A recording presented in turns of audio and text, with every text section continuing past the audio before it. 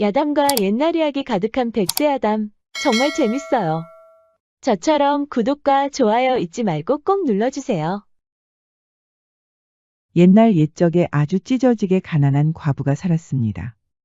다행히 양반댁에서 혼담이 들어왔지만 1년도 가지 않아서 신랑이 병들어 세상을 떠나고 말았지요. 주변에서는 신랑을 잡아먹은 여자라고 손가락질을 하였답니다. 그 때문에 충격을 받은 부모도 얼마 가지 않아 세상을 등지고 말았습니다. 시부모 역시 곱게 볼 리가 없었지요. 과부는 한 푼도 받지 못하고 그대로 쫓겨나고 말았습니다. 고향으로 돌아온 과부에게 남은 건 할아버지와 할머니가 남겨준 작은 땅이었습니다.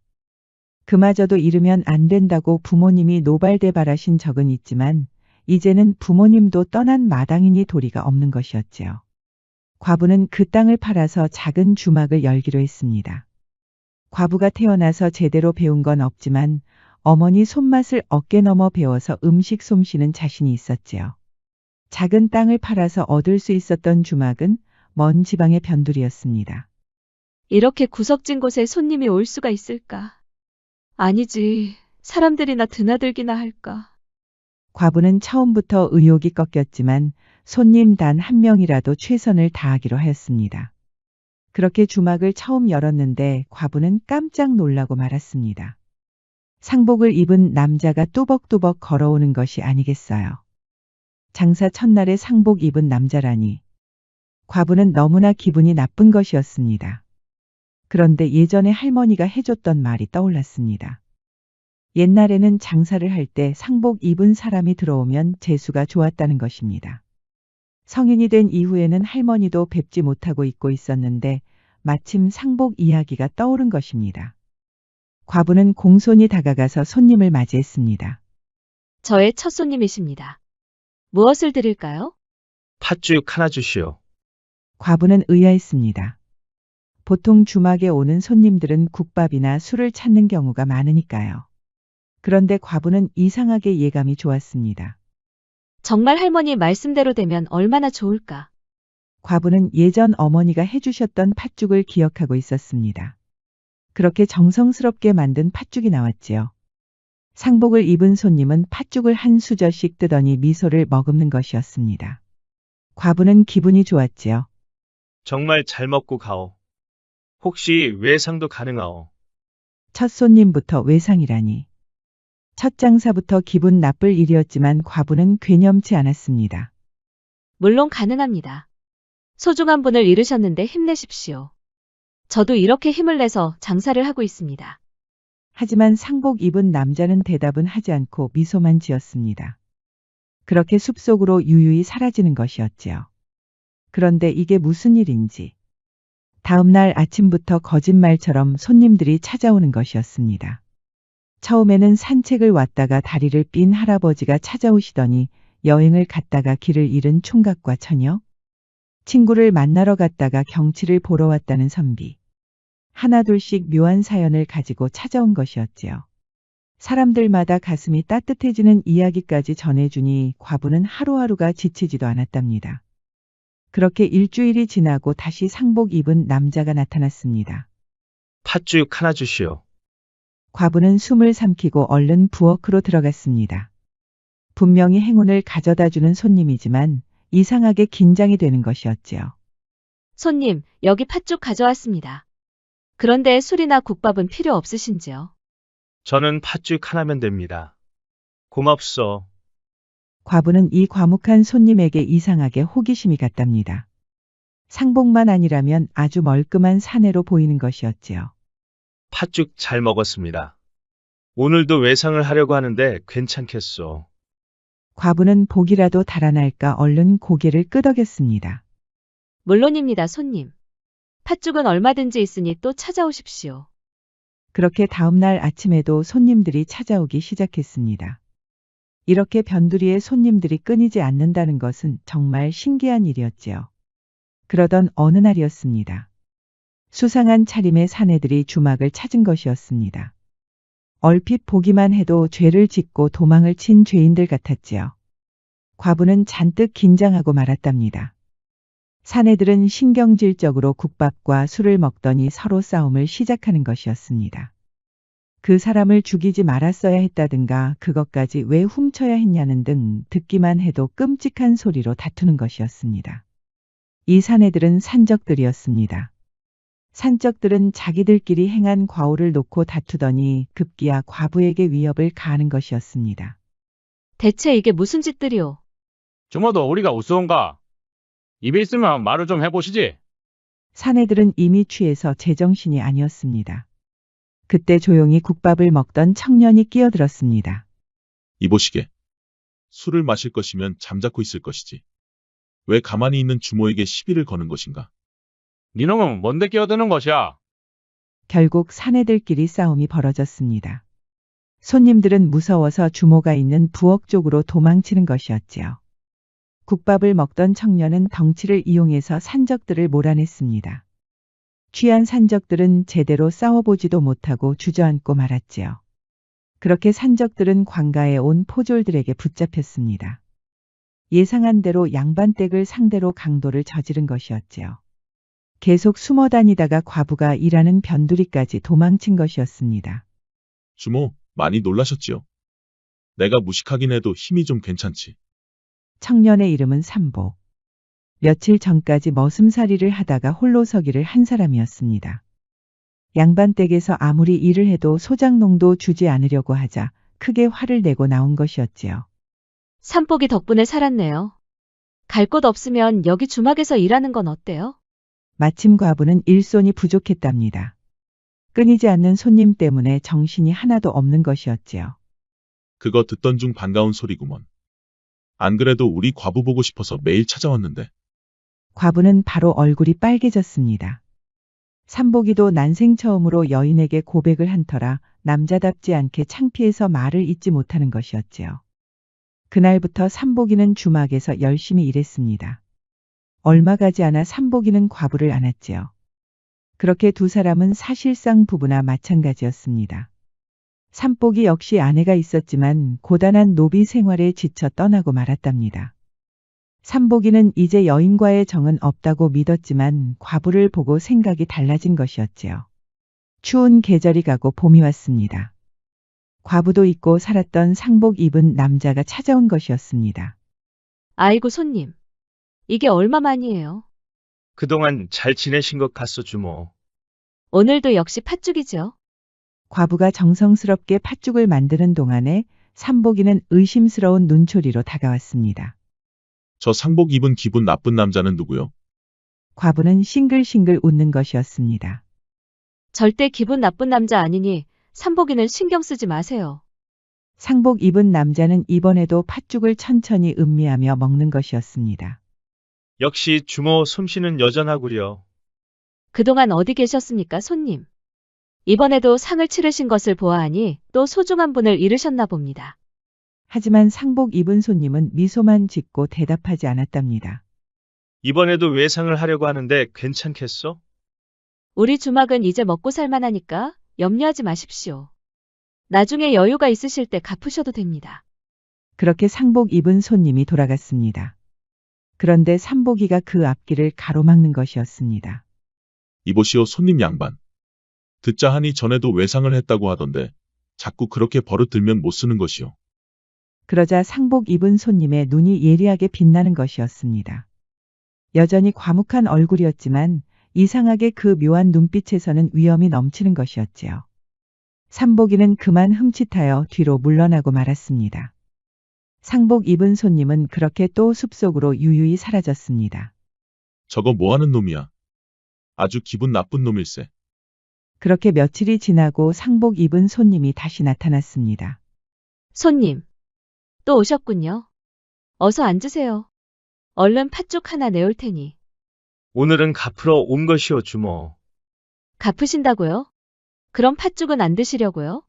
그렇소. 3번 외상을 했으니 여기 300냥 드리겠소. 돈을 받은 과부는 그냥 멀뚱히 서 있었답니다. 상복을 입은 손님은 그렇게 미소를 머금고 사라졌습니다. 그 뒤로 삼복이가 기다렸다는 듯이 튀어나왔습니다. 저놈 봐라. 내가 전에 경고를 했더니 바로 돈을 갚는구먼.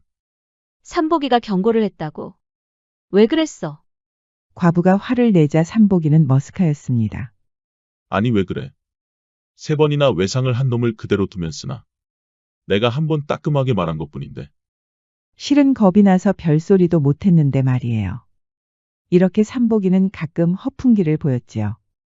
그러던 어느 날 한양에서 돈 꽤나 만졌다는 송대감이 나타났습니다. 송대감이 이 변두리에 온 이유는 바로 과부의 주막 때문이었지요. 장사가 잘 된다는 소문이 한양까지 퍼진 것이었습니다. 주모 음식 솜씨가 아주 기가 막히는구려. 이쯤 되면 한양으로 나가도 괜찮지 않겠소. 그게 무슨 말씀이십니까? 누구신지요? 나는 한양의 송가라고 하오. 여기가 장사 잘 된다는 소문에 이렇게 한 걸음에 달려왔다오. 여기를 아주 큰 돈에 사려고 온 것이오. 과부는 갑작스러운 제안에 웃음이 나오는 것이었습니다. 저는 여기서 장사하는 것이 좋습니다. 난생 처음으로 행복이라는 것도 느낀단 말입니다. 그런데 어찌 이곳을 팔 수가 있겠습니까? 만냥이면 팔 수 있겠소? 만냥이라고 하니 과부는 깜짝 놀라는 것이었습니다. 애구머니나. 이 주막이 그만한 가치가 있단 말입니까? 그때 뒤에서 듣고 있던 삼복이가 뛰어왔습니다. 지금 분명히 만냥이라고 하였습니다. 과부는 놀라서 삼복이의 옆구리를 찌르는 것이었습니다. 이 주막은 우리 주모가 열심히 일궈낸 곳입니다. 만냥도 사실적은 돈이지요. 그러자 송대감은 불쾌한 듯 눈살을 찌푸리는 것이었습니다. 그러자 삼복이가 거래가 깨질까 두려웠는지 손사래를 치는 것이었습니다. 대감마님께서 주시는 만냥도 당연히 가치가 있지요. 그만큼 이 거래가 중요하다는 말씀을 드리는 것입니다. 과부는 삼복이를 끌고 부엌으로 갔습니다. 삼복이 지금 뭐 하는 거야? 누구 마음대로 이 주막을 판다는 거야? 만냥이라고 하잖아 만냥. 이만한 기회가 언제 또 온다고 그러나. 그러지 말고 이 주막 팔아버리고 한양으로 뜹시다. 한양에서 장사하면 더 대박이 날 것이 아니겠소. 주모 음식 실력이라면 이만한 주막 10채도 살 수 있을 것이야. 과부는 삼복이를 말릴 수가 없었습니다. 자기가 마음대로 송대감을 만나서 거래를 하려는 것이었지요. 과부는 겨우 2사람을 말리고 잠시 생각할 시간을 갖기로 하였습니다. 그날 밤 과부는 밖으로 나와서 달빛을 바라보고 있었습니다. 그때 상복을 입은 손님이 나타난 것이었습니다. 손님이 어찌 이 시간에? 팥죽 하나 드릴까요? 아무래도 주모가 만들어준 팥죽은 잊을 수가 없어서 왔구려. 하루 종일 울적했던 과부는 상복 입은 손님에 활짝 웃는 것이었습니다. 상복 입은 손님은 미소를 머금으며 팥죽을 입안에 넣었습니다. 팥죽을 거의 다 먹은 손님은 처음으로 과부에게 눈길을 주는 것이었습니다. 무슨 고민이라도 있는 것 같구려. 과부는 한숨을 쉬었습니다. 사실 한양에서 웬 영감이 오셨는데 이 주막을 사고 싶다고 합니다. 아주 비싼 값으로 말입니다. 주막 일이 이제 지친 게요. 그럴 리가 있겠습니까? 저에게 처음으로 살아갈 이유를 찾아준 곳이 바로 이 주막입니다. 그런데 다만 삼복이가 자꾸 팔라고 하니 어찌할 바를 모르겠습니다. 손님은 수저를 조심스럽게 내려놓았습니다. 그 사람이 주모에게 소중한 사람이요? 과부는 쉽게 입을 열지 못했습니다. 삼복이는 자신을 위해서 주막을 지켜준 사람이었지요. 그렇다고 해서 삼복이 마음대로 주막을 판다는 것도 싫었답니다. 그 사람 말대로 주모의 실력을 믿으면 되는 게 아니겠소. 자신이 있으면 한양에 가서 장사를 더 크게 해보시오. 손님도 그렇게 생각하십니까? 주모의 실력만 믿으면 되는 일 아니겠소. 그렇게 과부는 용기를 내어 주막을 팔았답니다. 삼복이는 뛸 듯이 기뻐했지만 과부는 발이 떨어지지 않아 하염없이 눈물이 흘렀지요.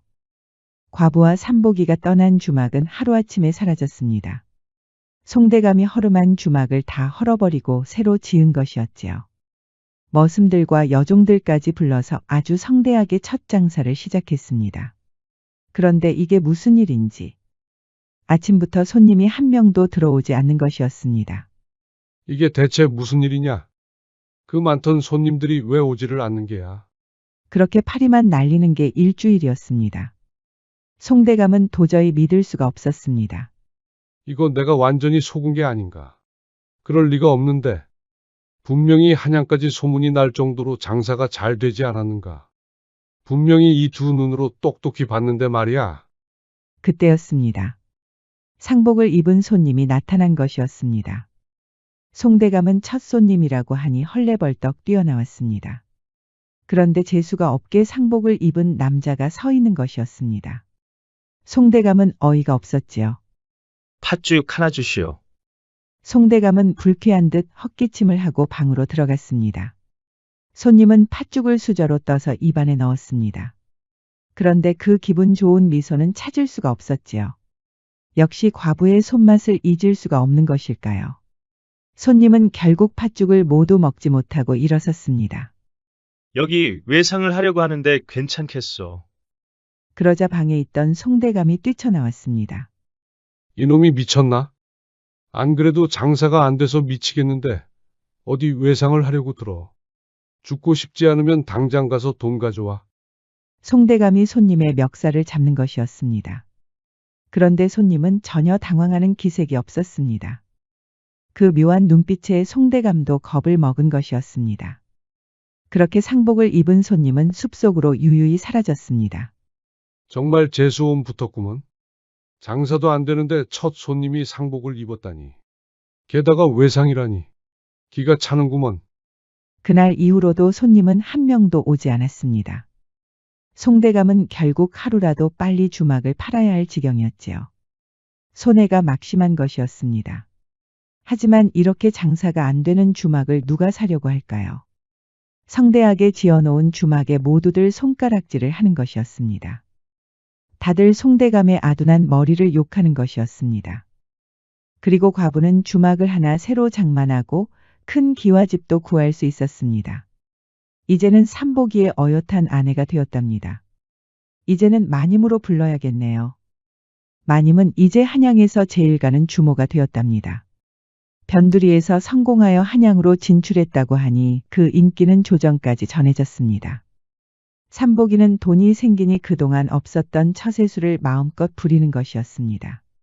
지방 관아의 말단 관직인 서리에 오른 것이었습니다. 내 이름이 왜 삼복이인지 이제 알겠구먼. 부인을 만난 것이 첫 번째 복이요. 주막을 판 것이 두 번째 복이요. 이렇게 관직에 오른 것이 바로 세 번째 복이 아니겠는가. 마님은 삼복이가 잘 되니 덩달아 기분이 좋았답니다. 하지만 지방 변두리에 있던 주막은 여전히 마음속에 남아 있었지요. 그러던 어느 날이었습니다. 삼복이는 백성에게 군역을 대신하여 포를 걷는 군포를 수납하고 있었습니다. 그런데 실제보다 많은 양을 걷어서 차익을 빼돌리고 있었습니다. 황곡을 관리하는 과정에서도 서류상 공물을 늘려 잡거나 가짜 이름을 올려놓았습니다. 그리고는 실물을 자신만이 알고 있는 창고에 몰래 옮겨 놓은 것이었지요. 삼복이는 대체 왜 이런 짓을 벌인 걸까요? 과거 양반댁에서 죽도록 머슴살이를 했지만 아무런 대가도 받지 못했던 탓일까요? 소장농이라도 기대했던 삼복이었습니다. 이름대로 복이 타고난 줄 알았지만 현실은 그렇지 못한 것이었지요. 습관적으로 무시를 당한 삼복이에게 드디어 권력이 생긴 것이었습니다. 돈에 집착하게 된 이유였지요. 하지만 꼬리가 길면 잡히는 법입니다. 삼복이는 그렇게 횡령한 것이 들통이 나서 죽을 날만 기다려야 했습니다. 쌀 100가마와 배 100피를 변상하면 목숨을 구할 수 있지만 도저히 방법이 없는 것이었습니다. 사정을 들은 마님은 믿을 수가 없었습니다. 평소 허풍기가 있다고 생각했지만 이 정도로 크게 일을 벌일 줄은 몰랐지요. 삼복이의 빚을 갚으려면 이 주막을 통째로 팔아야 했습니다. 마님은 억울해서 눈물이 흘렀고 삼복이는 매일같이 넋을 빼놓고 밖을 나다니는 것이었습니다. 부인 볼 면목이 없는 것이었습니다. 마님은 돈도 걱정이었지만 삼복이가 잘못된 생각을 하는 것은 아닌지 걱정이 드는 것이었습니다. 그러던 어느 날이었습니다. 주막에 상복 입은 손님이 나타난 것이었습니다. 아이고 손님. 이게 대체 얼마만이에요? 주모 잘 계셨어. 주모가 만든 팥죽 생각에 이렇게 한양까지 왔어. 마님은 마치 희망이라도 찾은 것처럼 팥죽을 만들었습니다. 손님은 팥죽 한 수저를 뜨더니 바로 미소를 지었습니다. 역시 주모의 팥죽은 따를 사람이 없구려. 하지만 마님은 마냥 좋을 수만은 없었습니다. 걱정이 있으신 게로군요. 마님은 신랑과 집안의 일이었지만 묘한 분위기에 손님에게 결국 다 털어놓았습니다. 그리고는 눈물을 흘리고 말았지요. 주모가 걱정하는 것이 정확히 무엇이오? 저는 다 괜찮다고 생각합니다. 사람이 살아가다 보면 실수를 할 수도 있고, 그래서 돈을 다 잃을 수도 있지요. 그럼 다시 열심히 일해서 돈을 벌면 된다고 생각합니다. 그럼 무엇이 걱정이오? 그 사람이 마음을 잡지 못하고 방황하는 것입니다. 오늘도 연못에 가서 매일 넋을 놓고 있으니 제가 너무 답답합니다. 어찌해야 다시 초심으로 돌아와서 정신을 차릴지. 그러자 손님은 이렇게 말하는 것이었습니다. 내일 진흙탕이 잔뜩 묻은 빗자루 하나를 연못 근처에 놓으시오. 마님은 너무 뜬금없는 말이라서 제대로 알아듣지 못했지요. 방금 무엇이라고 하셨습니까? 진흙탕이 잔뜩 묻은 빗자루 하나를 내일 연못 근처에 놓으라고 하였소. 주모의 서방님이 보는 곳에 놓으라는 뜻이오. 그렇게 상복 입은 손님은 또 숲속으로 유유히 사라졌습니다. 마님은 일단 손님이 시키는 대로 했습니다. 빗자루를 진흙탕에 잔뜩 묻혀서 연못 근처에 몰래 놓았지요. 그렇게 해가 떨어지고 삼복이가 나타났습니다. 삼복이는 우려한 대로 연못에 뛰어내리려고 했습니다. 그런데 옆에 진흙탕이 묻은 빗자루가 자꾸 신경이 쓰이는 것입니다. 누가 저렇게 멀쩡한 빗자루에 진흙탕을 잔뜩 묻힌 거야. 삼복이는 빗자루를 물에 깨끗이 씻었습니다. 그리고는 햇볕에 잘 마르도록 놓았지요. 그렇게 빗자루에 신경을 쓰다 보니 그날 하루는 집으로 돌아갔습니다. 부인에게 눈치가 보여 몰래 방으로 들어와 눕는 것이었습니다. 그런데 다음날 연못으로 갔더니 빗자루가 없는 것이었습니다.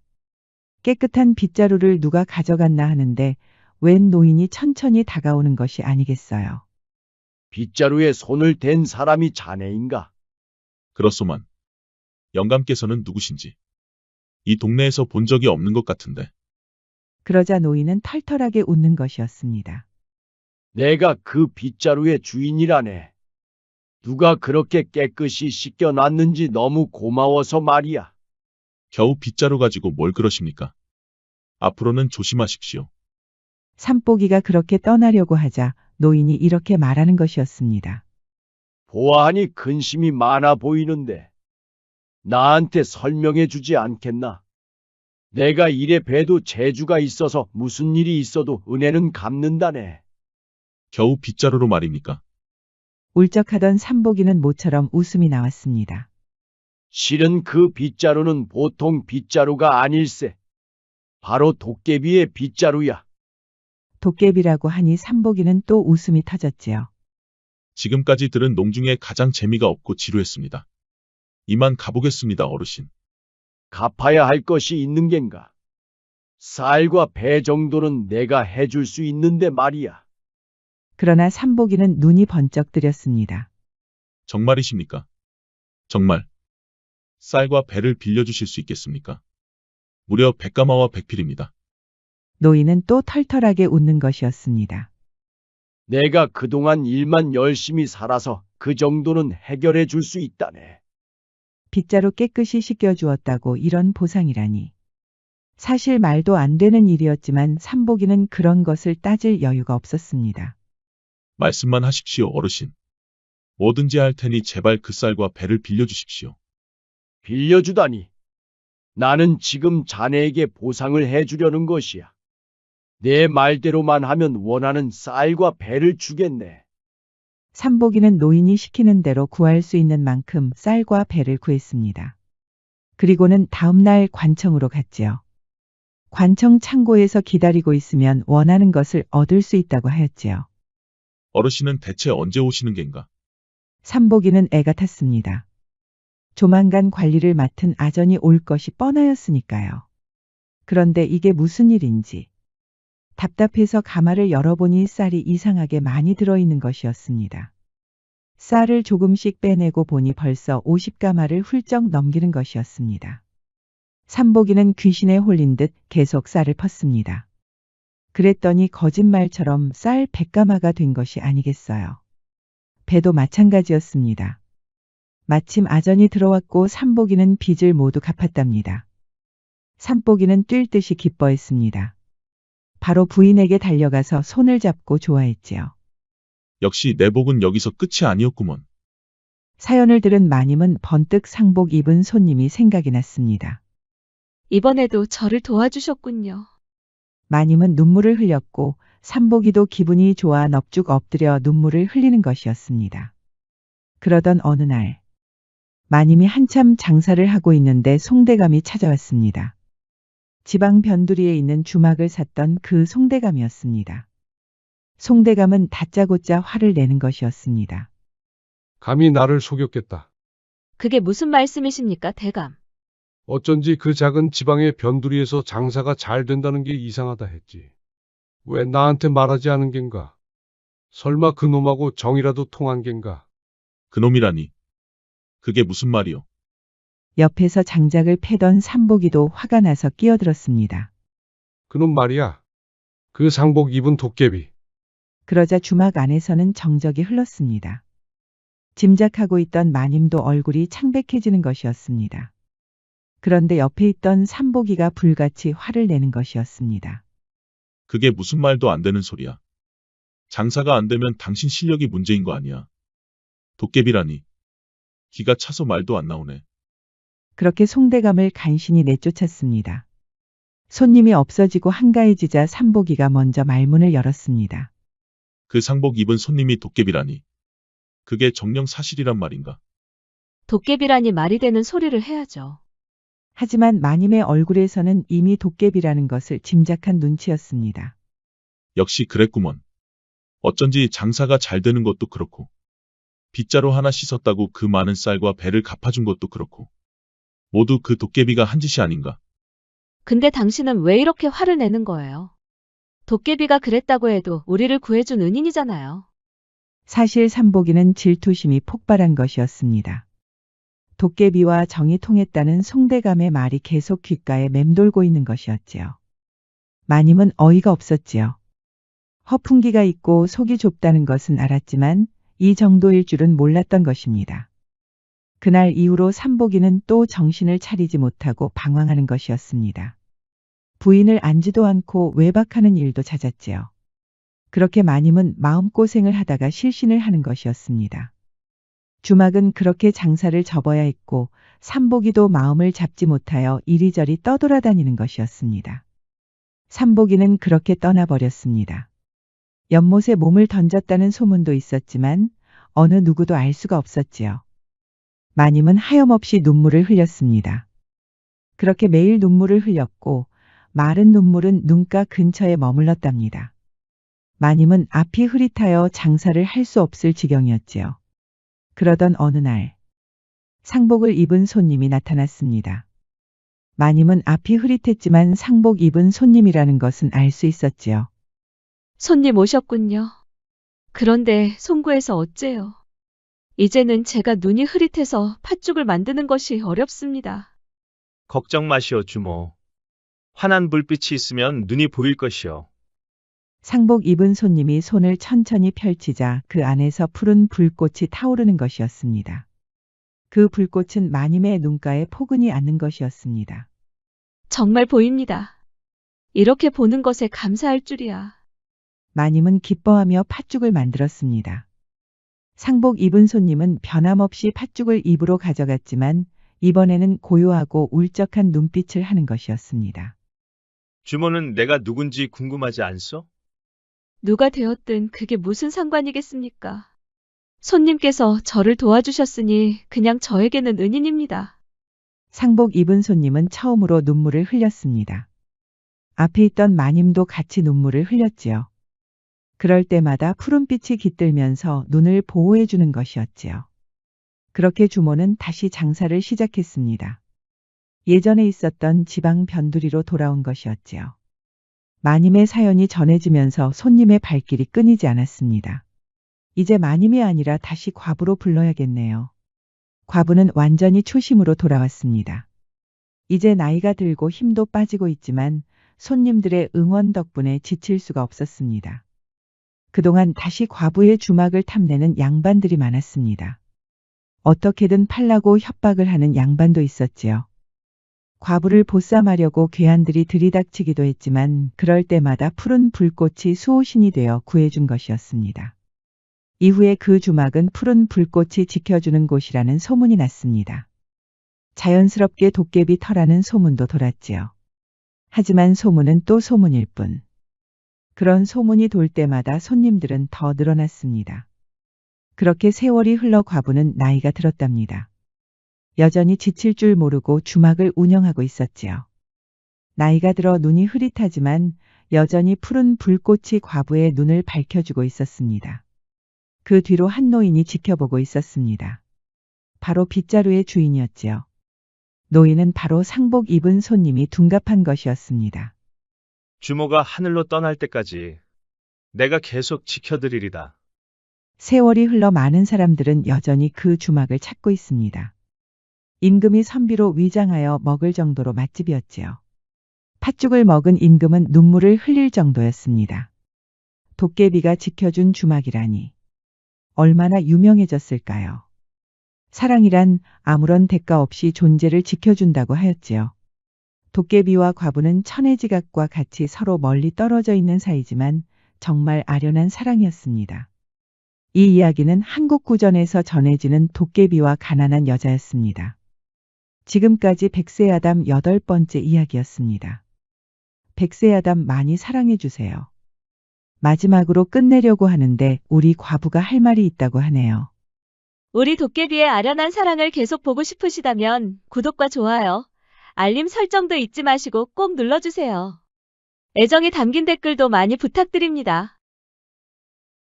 야담과 옛날 이야기 가득한 백세야담 어떠셨나요?